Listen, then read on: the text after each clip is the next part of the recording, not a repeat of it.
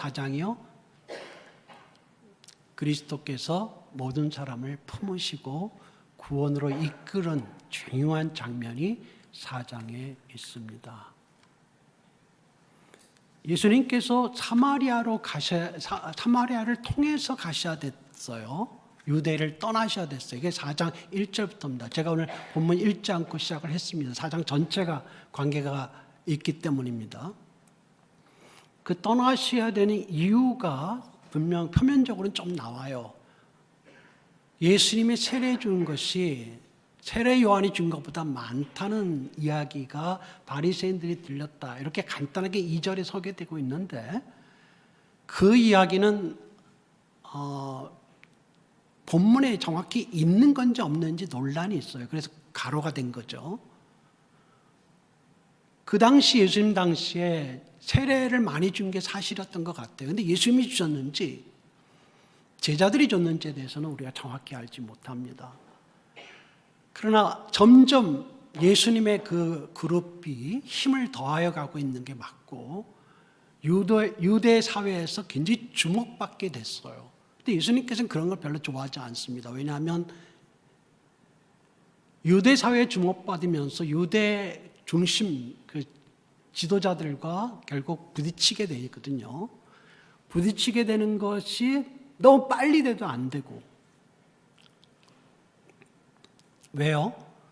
그 부딪힘이 결국 그리스도의 십자가 사건으로 이어질 것을 주님은 알고 계셨기 때문에 그것이 너무 빨리 돼도 안 돼요. 아직 주님이 하실 일이 굉장히 중요해요. 예수님께서 오셔서 하신 일이 십자가에 죽으심만이 아니에요.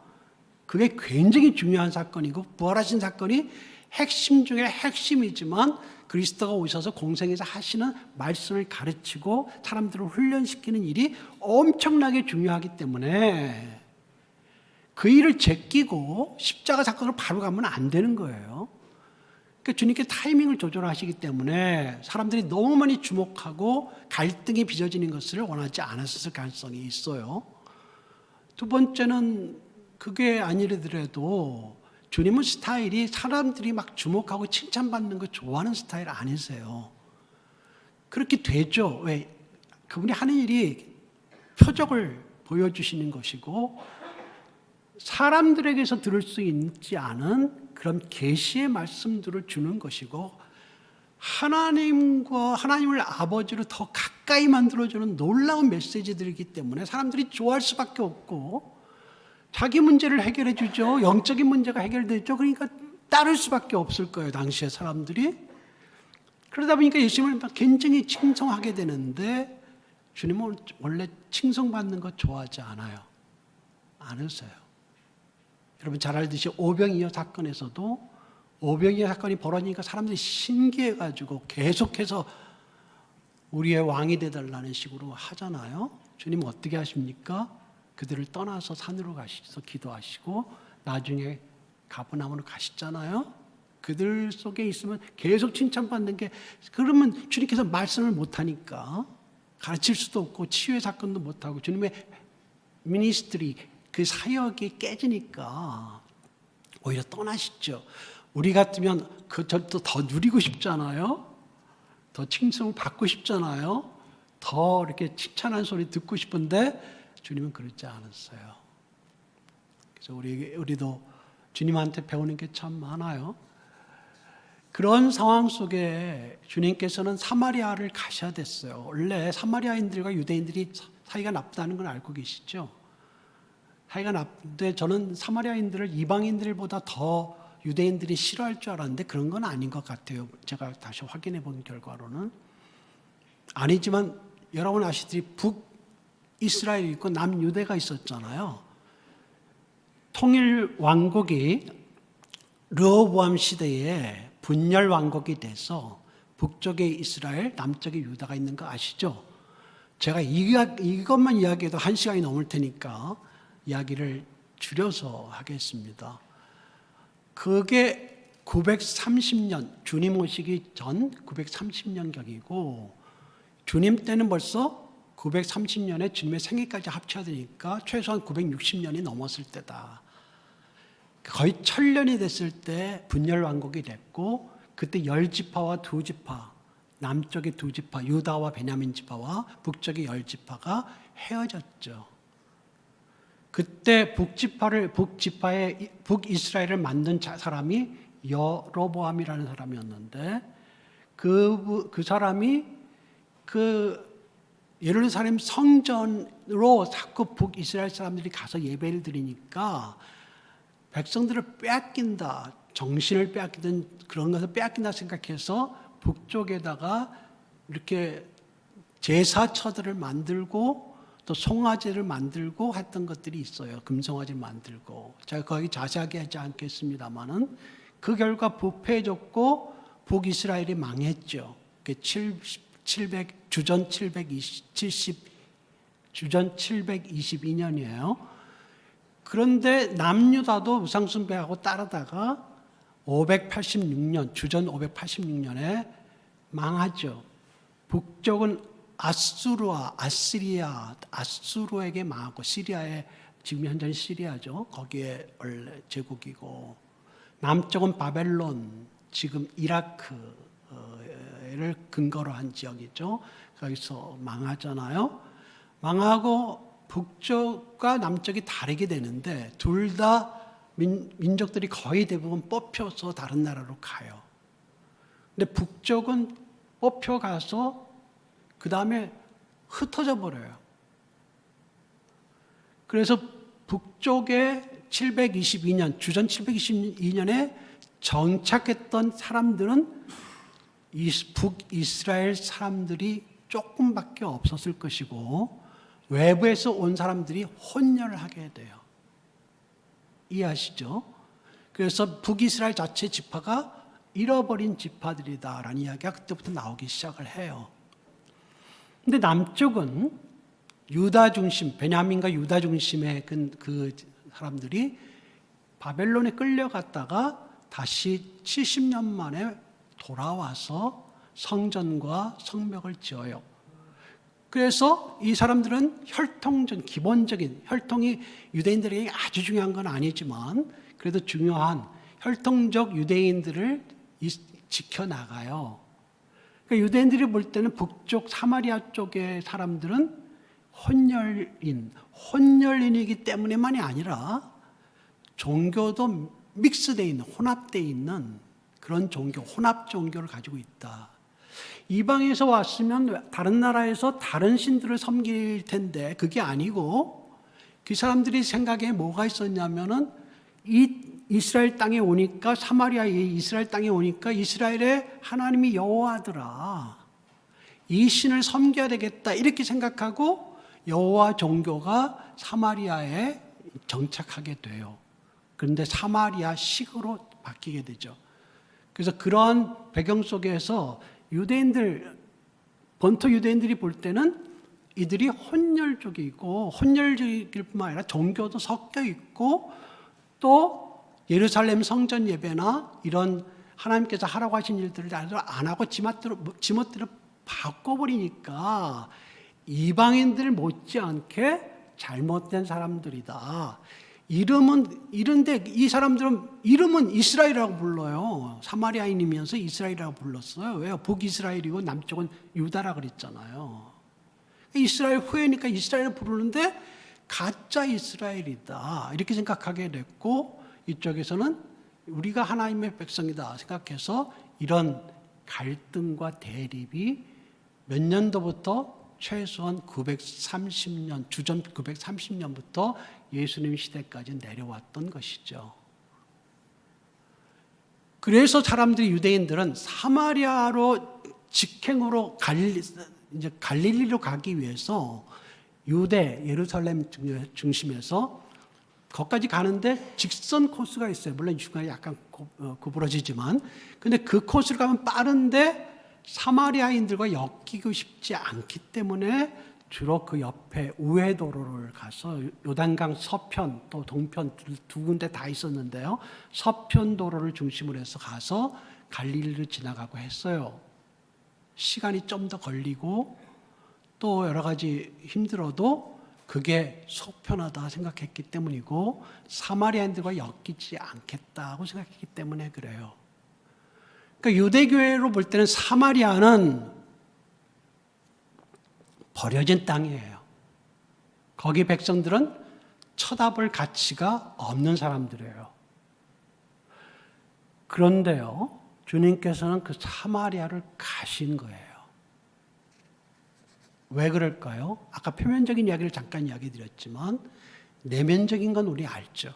왜요? 사마리아에도 뭐가 필요해요? 구원이 필요하기 때문이죠. 그리스도가 그들을 만나셔야 되고 그들의 주님이 되셔야 되기 때문이죠. 그래서 사마리아로 가셨어요.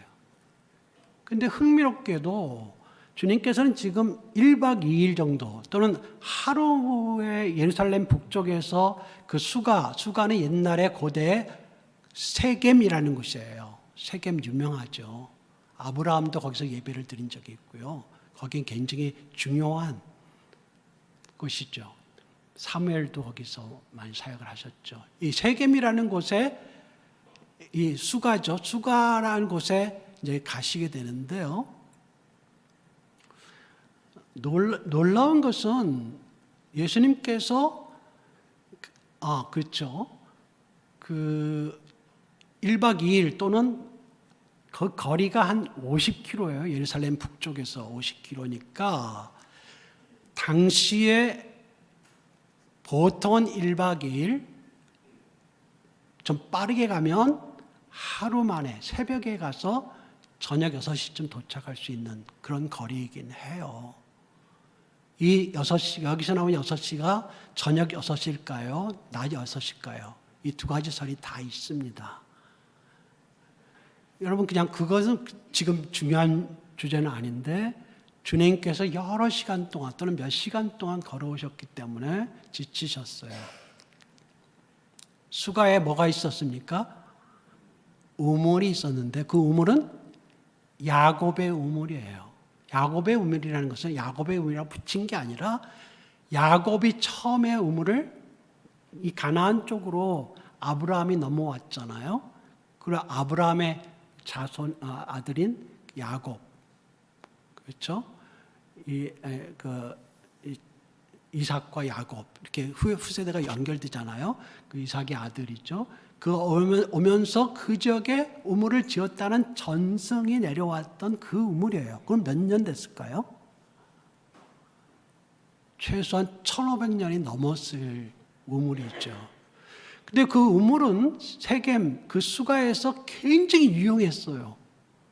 사람들에게 마실 물을 주고 또 가축들도 마실 수 있게 하시니까 굉장히 유용했어요. 더군다나 야곱의 우물이에요.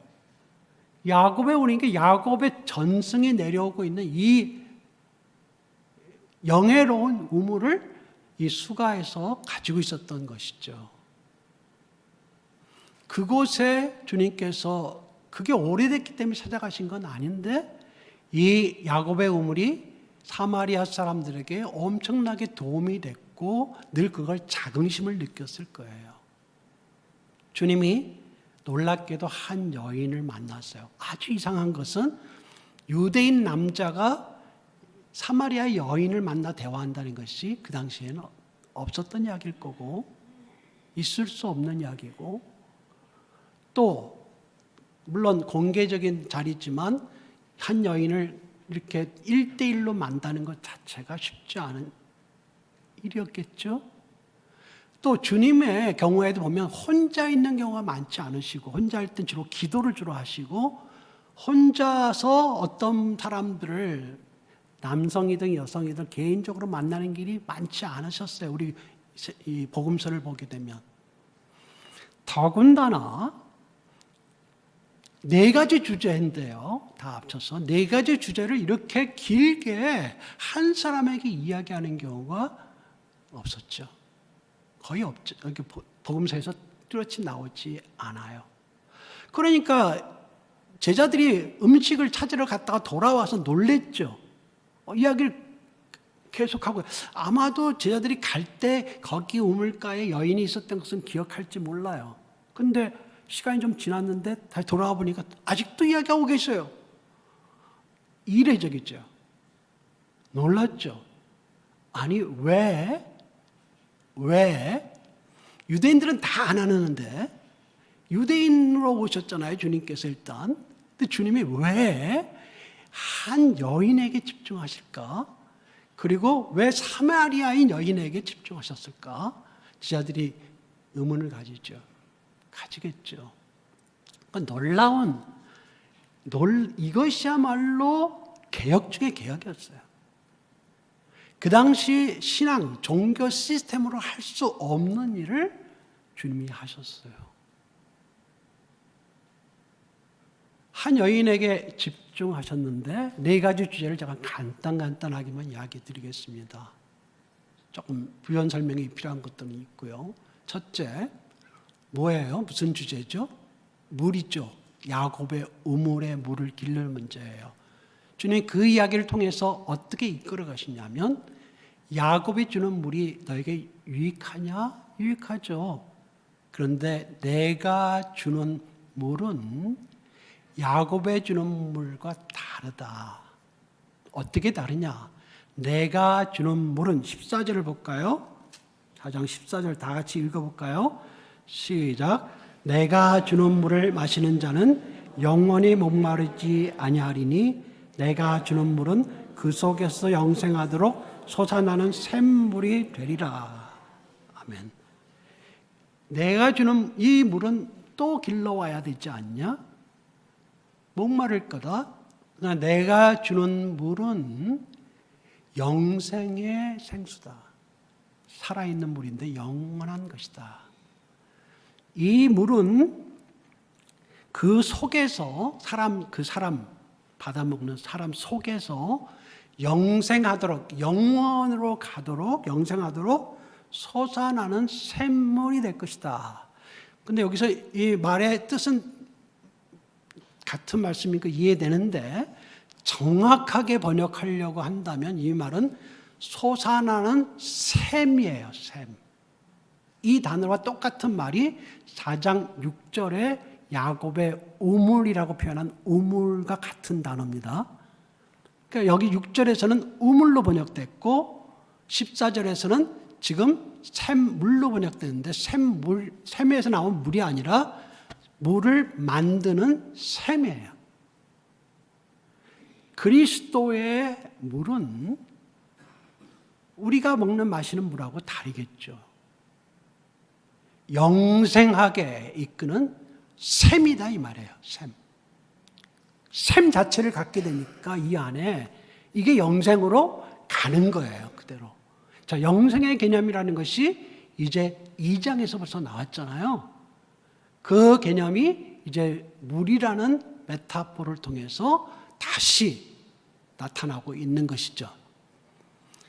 여기서 중요한 것은 그러니까 야곱 1, 2천 년이 넘은 그 야곱으로 선물을 받은 이 야곱의 물은 한시적이지만 내가 주는 이 샘, 내가 주는 이 물의 우물은 영원으로 갈 것이다.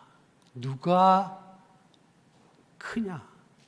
단순히 크다가 아니라 누구를 믿고 의지해야 되는가를 보여준 거죠. 두 번째, 갑자기 주님께서 그 이야기를 대강 마무리하시고, 대강은 아니겠죠. 마무리를 하시고, 그리고는 남편 이야기를 꺼냈어요. 그죠? 이 여인에게 남편이 몇 명입니까? 6명입니다. 여러분, 이 단어, 남편이라고 쓴 단어가 남자라고도 쓰는 단어가, 남자라는 뜻과 남편이라는 뜻이 같이 있는 말입니다. 그 남자가 6이었어요. 남편을 포함해서. 자랑스러운 일이 아니죠. 누가 그걸 내세울 수 있겠습니까? 근데 왜 그럴까요? 우리는 그게 더 호기심이 많을 거예요. 그래서 이 사람, 이 여자가 방탕했는가? 죄가 그렇게 많을까? 어떤 연유로 그렇게 됐지? 이렇게 궁금할 거예요. 또는 사회 시스템의 희생자일까? 당시에 유대 사회도 고대 그랬고 이스라엘도 그랬고 계대 결혼이라고 해서 이 형이 죽으면 그 집안을 장남을 잇게 하기 위해서 그 다음 동생들이 형수와 결혼했던 계대 결혼 때문일까? 그래도 6명은 너무 많은데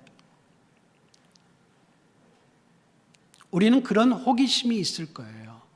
그러나 주님께서는 그 호기심 때문에 또 그런 것과 관련해서 이야기하시지 않아요. 주님이 뭘 보셨어요? 그 여인의 불안정함, 고통, 상처, 아픔, 고독감. 그렇죠? 주님은 그걸 터치하셨어요. 다른 주제도 굉장히 중요하지만 이 개인적인 주제가 상당히 중요해요. 그래서 교회는 그것을 해결해 줄 수는 없어요. 그냥 주님이 해결해 주셔야 되지 교회가 나서서 막 다 해결해 줄 수는 없어요. 도와줄 수는 있어도. 그러나 주님, 여러분 기억하세요? 주님은 이 개인적인 주제, 그 여인에게 정말 중요한 주제 외면하지 않으셔요. 무시하지 않으세요. 그 문제를 도와주세요. 그래서 여인이 나중에 대화가 끝난 다음에 막 놀래가지고 자기 거울로 동네로 들어가서 사람들에게 막 이야기할 때 뭐라 그랬어요? 내가 행한 모든 일을 이야기한 분이 있다. 이분이 그리스도가 아니냐라고 이야기하죠. 이게 너무도 중요한 주제였기 때문일 거예요. 생수, 무슨 말인지 모르겠고 진리가 담겨져 있지만 영원이라는 문을 아직 열리지 않았기 때문에 이 여인에게는 그건 무슨 말인지 모르겠고, 세 번째 주제도 이 거창한 주제예요. 뭐예요? 세 번째 주제가 예루살렘이냐 그리심산이냐 그거잖아요. 그죠? 예루살렘이냐 그리심산은 아까 제가 잠시 말씀드렸지만 역사, 이 1000년이 넘는 역사 속에 만들어진 문제예요.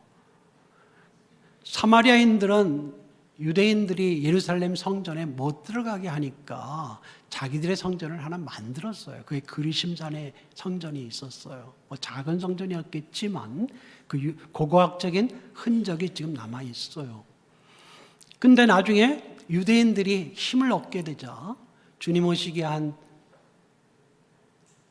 120, 그러니까 BC 주전 128년경에 유대인들이 힘을 얻게 될 때가 있어요. 한 80년, 정확히 79년 정도 하스모니안 왕조가 있어서 유대인들이 유대와 갈릴리 지역만 아니라 사마리아까지 또 에돔과 전체를 다 장악하게 된 때가 있었어요. 그때 한 왕이었던 힐카누스라는 왕이 이 그리심산 성전을 파괴해버려요. 우상숭배라고 해서. 근데 거기 가지도 못하게 하고 예루살렘에 가지도 못하게 하고 여기서 여호와를 섬기겠다는데 그것까지 파괴해버렸어요. 그러면서 사마리아인들은 아주 나쁘게 생각하고, 제가 너무 사마리아 쪽에 이야기를 하고 있나요? 뭐 그럴 수도 있어요. 사마리아인들의 고충이, 역사적인 고충이 있다는 거예요. 그리고 유대인들 간의 역사적인 대립이 상당히 오랫동안 있었던 이야기예요. 그 지역과 지역이 분열됐을 때 하나 되기가 어렵잖아요. 그냥 표면적으로는 되게 어려워요. 정치적으로 그게 풀리나요? 사회적으로 풀리나요? 뭐가 있을 때마다 그걸 이용하게 되잖아요. 그게 참 오늘날 우리 그리스도의 교회에도 그게 우리 한국에 어려움이 많아요. 제가 더 이야기하지 않겠습니다. 교회는 그렇게 가면 안 돼요. 이런 주제에 있을 때, 그때에 주님께서 이렇게 질문을 이렇게 보신 거죠. 당연히. 예루살렘이냐, 아니면 그리심산이냐. 그리심산은 고대로 이스라엘들이 굉장히 성스러운 산으로 생각했던 축복의 산이에요. 아마 기억하신 분도 있을 겁니다. 그래서 그리심산이냐, 지금 성전은 없지만, 그래서 성전은 파괴돼도 그 산에서 제사를 드렸던 거예요. 아니면 예루살렘이냐, 정통 예루살렘이냐. 이게 종교적인 문제만 아니라 종족 간의, 민족 간의 문제였고, 지역 간의 문제였고, 또 여러 가지 역사적인 대립에 있었던 거거든요. 이게 어떻게, 그러니까 유대교는 당연히 사마리아인들을 쳐다보지도 않고 사귀려고도 하지 않고 물론 필요한 게 있으면 뭐 물건 거래 같은 건 했을지 모르지만 그렇게 살고 자기들의 구원만 생각하면 됐었단 말이죠. 근데 하나님의 아들이 오셨어요. 어때요? 그거 보고 그냥 어떻게 내버려둘 수 없죠? 그 전에 이미 우리가 2장에서 배운 것처럼 이야기한 것처럼 예루살렘 성전은 그 이상 이제 없어요. 그때는 아마 헤롯 성전이 남아 있었지만 예수님 당시에 성전으로서 기능이 없어요. 그 이유는 부패 때문만이 아니다라고 제가 이야기 드렸어요. 예수 그리스도께서 성전으로 오셨기 때문에 그래요. 예루살렘 성전이 사마리아를 담을 수 있어요? 그들을 구원으로 이끌 수 있어요? 예루살렘 성전이? 못하죠. 예루살렘 성전이 온 세계에 오늘날 우리들까지 포함해서 하나님과 만남의 장소로 기능할 수 있어요? 못하죠. 하나님의 아들이 왜 오셨다고요? 진정한 성전이 되시기 위해서 오셨잖아요. 그러니까 이 질문, 예루살렘이냐 그리심산이냐라고 하는 질문에 대해서 주님께서 이야기한 것은 장소가 아니다라는 거예요. 주님의 사실은 더 우리 2장과에 관련해서 이야기한다면 사실 주님의 답변은 하나님의 아들을 오신 내가 성전으로 왔다. 나를 통해서 예배하라. 이 말이에요. 그저 어떻게 좀 이렇게 그들이 이해하기 쉽게 말했냐면 영과 진리라는 말로 이야기해요. 영은 뭐겠어요? 성령이죠. 여러분 세례 요한이 예수님을 소개할 때 뭐라고 소개했는지 기억하세요? 나는 물로 세례를 주지만 내 뒤에 오시는 분은 영으로 불로 세례를 주는 그 그리스도의 세례 또 이것이 분리되지 않아요. 그래서 영과 진리가 분리돼 영은 따로 진리가 따로가 아니라 요한복음에서 성령은 진리의 영이에요. 진리를 가르쳐 주시고 기억하게 하시고 진리에 대해서 이야기하시는 분이세요. 그 진리는 그리스도의 하나님의 말씀이고 그리스도의 말씀이고 오늘날 우리에겐 성경이에요.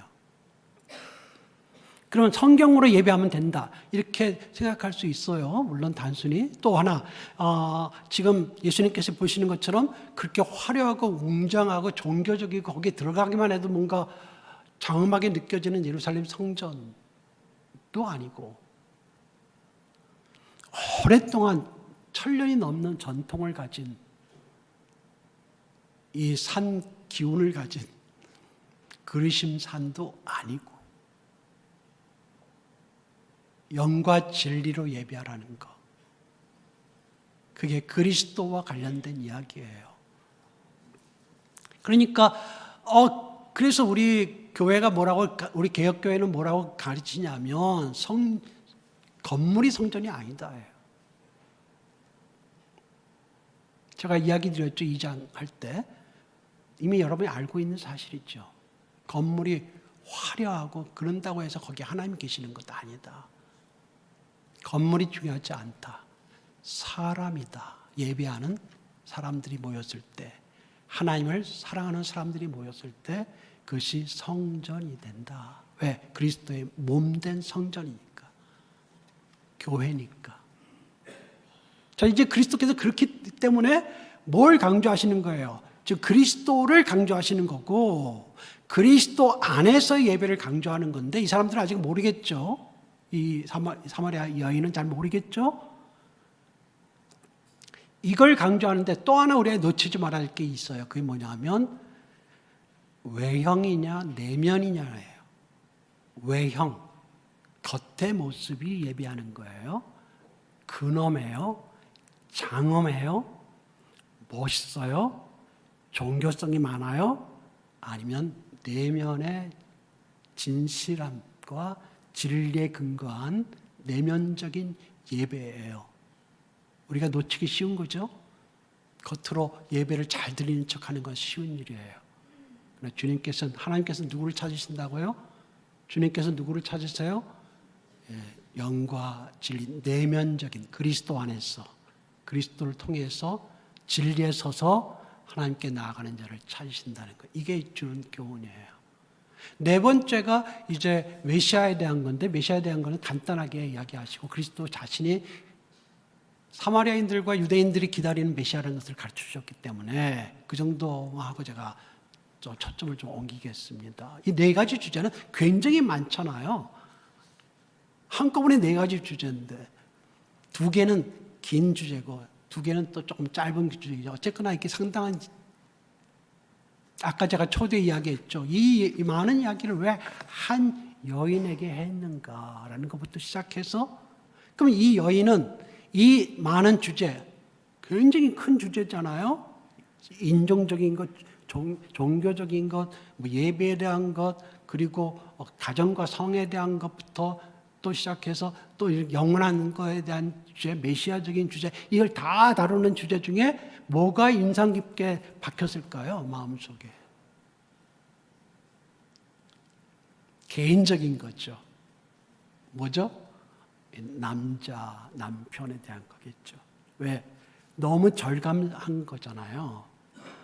그러니까 29절인가에 보게 되면 여인이 사마리아 동네에 돌아가서 사람들에게 이야기하는 게 그거잖아요. 내가 행한 모든 것을 말한 분을 보라. 이분이 그리스도가 아니냐. 그러니까 그 행한 모든 것이 뭐예요? 그 가정과 성에 대한 주제겠죠. 말하기 부끄럽고 내놓기 어렵지만 그리스도는 그거를 다 아시면서 터치해 주시고 그에게 구원을 이렇게 상세하게 알려주셨다. 그렇죠?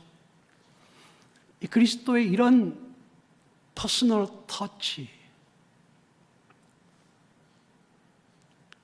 여러분 그리스도가 그게 있다는 것을 잊지 마셔야 돼요. 좋아요. 그리스도께서 사마리아를 구원하기 위해서 오셨고 뭐 이렇게 큰 세계 역사에 대한 구원사를 가지고 계셨고 이거 다 좋아요. 그게 사실이에요. 왜냐하면 사도행전 1장 8절에서도 우리 알잖아요. 성령이 너에게 임하시면 너희가 성령을 받고 어디서부터? 예루살렘과 온 유다와 사마리아 들어갑니다. 사마리아가. 그리고 땅끝까지 이르러 내 증인이 되리라. 이게 그리스도의 거대한 구원사였어요. 이 거대한 구원사 속에 이제 예루살렘 성전이 지나갔고 그리스도 산도 따지지 마라. 이거 다 중요한 게 아니다. 진정하게 영과 진리로 그리스도 안에서 예배드리는 게 중요하다. 나를 믿어다라 내가 메시아다라는 이런 굉장히 중요한 이야기들을 하시는 가운데서도 개인은 이 퍼스널 터치를 중요하게 생각하게 돼요. 내가 슬펐을 때, 아팠을 때, 내가 힘들 때, 내가 어려움을 당하고 고독하고 혼자 있는 것처럼 느낄 때, 그죠? 주님이 그것을 외면하지 않으시고 이 작은 여인에게 가까이 가셔서 그 마음을 터치해 주셨던 사실을 여러분 기억하세요. 교회가 그리스도가 하신 대로 따라하는 거거든요. 따라하는데 그 개인의 문제를 다 해결해 줄 수 없어요. 교회는 도와줄 수는 있고 기도해 줄 수는 있어요. 여러분의 목장 모임에서도 그렇게 도울 수가 있죠. 그러나 해결자는 그리스도셔요. 그러나 교회는 그런 관심을 잊어버리면 안 돼요. 다른 문제들도 중요하고 너무도 큰 문제지만 이게 중요해요. 이 거대한 사마리아 구원을 향해서 나갈 때 주님께서 부흥 집회부터 시작하지 않으시고 한 여인을 찍어서 그에게 이런 이야기를 해주시고 구원으로 이끌어 주시면서 그 여인을 통해서, 물론 전략상으로는 좋아요. 그 여인을 통해서 사마리아인들이 구원을 이르게 된 것은 맞거든요. 주님은 이게 다 중요하지 어느 것 하나만 중요하지 않다라는 것을 기억해야 돼요. 이 사마리아인들이 예수님의 말씀을 들은 다음에 말이죠. 반응을 42절 이렇게 이야기해요. 다 같이 한번 읽어볼까요? 42절 시작. 그 여자에게 말하되 이제 우리가 믿는 것은 내 말로 인함이 아니니 이는 우리가 친히 듣고 그가 참으로 세상의 구주신 줄 알미라 하였더라. 세상의 구주신 줄 알미라. 여인의 말을 들었을 때 호기심이 생겼어요. 뭔가 신비한 능력을 가지고 있나? 뭐 선지자인가? 만나고 싶다 이렇게 생각하고 여기 좀 더 계세요. 그래서 이틀을 머무셨어요. 그러면서 그리스도의 말씀을 들었을 때 사람들은 42절에 이렇게 확신을 가져요. 이제 믿게 됐습니다. 물론 사마리아 전체가 구원된 것 아니고 세겜, 수가성의 상당 부분의 사람들이 그래봤자 몇백 명이었을 걸로 보여요. 그 당시 몇천 명도 안 됐을 겁니다. 그들이 구원을 받았지만 이들이 확신한 것은 그리스도에 대한 이 고백에서 달라져요. 주님을 뭐로 불렀어요? 세상의 구주. 구주라는 말은 구원자, 건지는 자라는 말이에요. 구주, 세상의 구주. 왜요? 유대인 남자로 오신 예수 그리스도는 이렇게 볼 때 유대인들의 위한 메시아였겠지. 유대인들은 늘 그렇게 해왔으니까 우리를 위한 메시아는 아닐 거다라고 생각할 수밖에 없잖아요. 당연히 당시의 문화로 보면. 근데 와서 한 여인을 만나주시고 우리에게 또 이렇게 말씀으로 영원한 세계로 이끌어 가시는 그분을 보니까 우리의 메시아이시기도 하시구나. 유대인들의 메시아이기도 하지만 우리 사마리아 이 역사적인 질곡을 겪었던 이 사마리아인들의 메시아이기도 하시구나. 또 그뿐 아니라 결국은 세계 모두를 위한 메시아로 오셨음을 이제 압니다라는 고백이에요. 그래서 이 세상의 구주라는 말이 엄청나게 중요한 의미가 4장에 담겨요.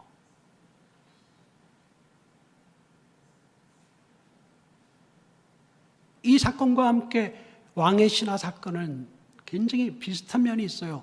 갈릴리 지역도 사마리아에 보다는 아니지만 조금 소외된 지역, 여기에 대한 역사적 이야기는 하지 않겠습니다. 근데 또 대조되는 것도 강해요. 뭐냐면 한 보잘것없는 여인, 사람들의 눈을 피해야 되는 여인, 부끄러운 과거를 가지고 있는 여인, 세상에서 당당한 왕의 신하, 하이 클래스 관원일 거예요. 관리, 귀족층일 수도 있어요. 여성, 사회적 그 당시 인권이 없던 여성, 사회적으로 뛰어난 남성, 사마리아인, 유대인, 이 대조가 일어나잖아요.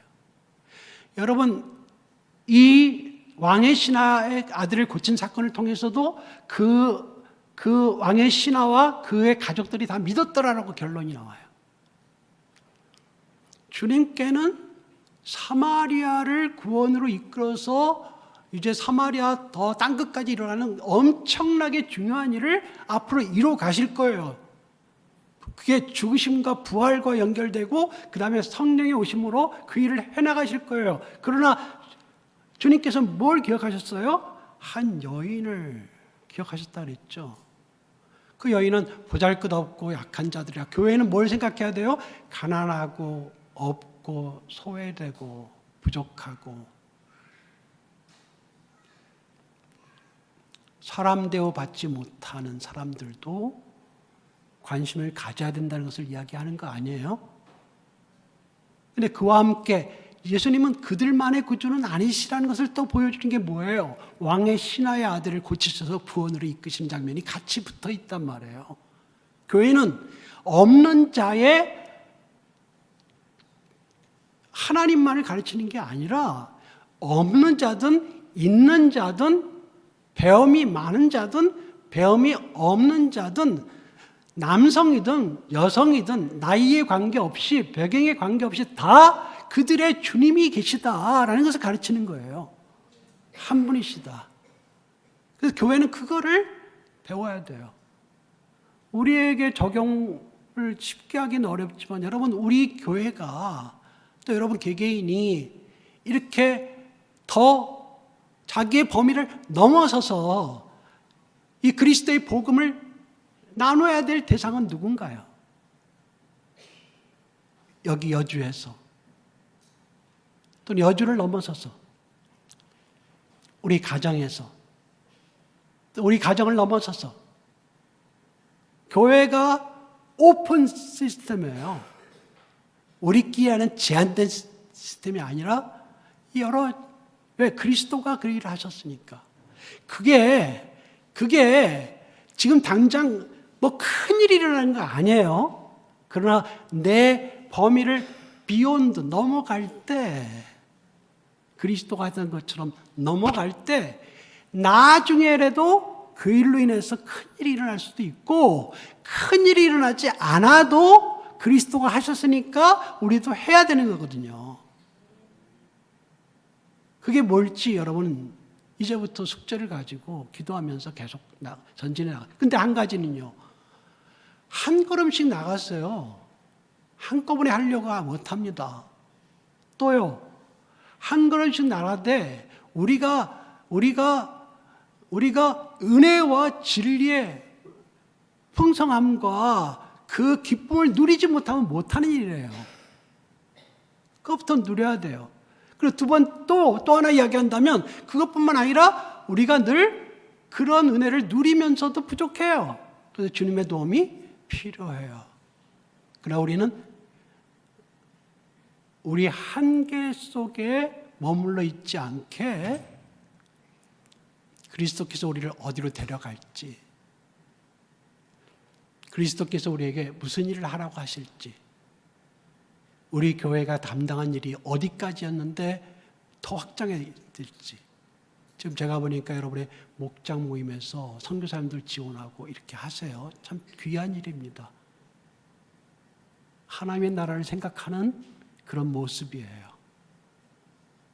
내가 못할 것 같지만 그리스도의 사역은 나를 넘어섭니다.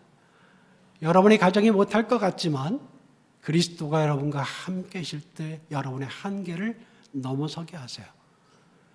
여러분에게 계속 말씀 가운데 정진하시고 좋은 교회를 먼저 계속해서 이뤄가시고, 그리고 주님이 주신 은혜와 진리를 또 세상에 흘러보내는 여러분이 되시기를 주님의 이름으로 축복합니다.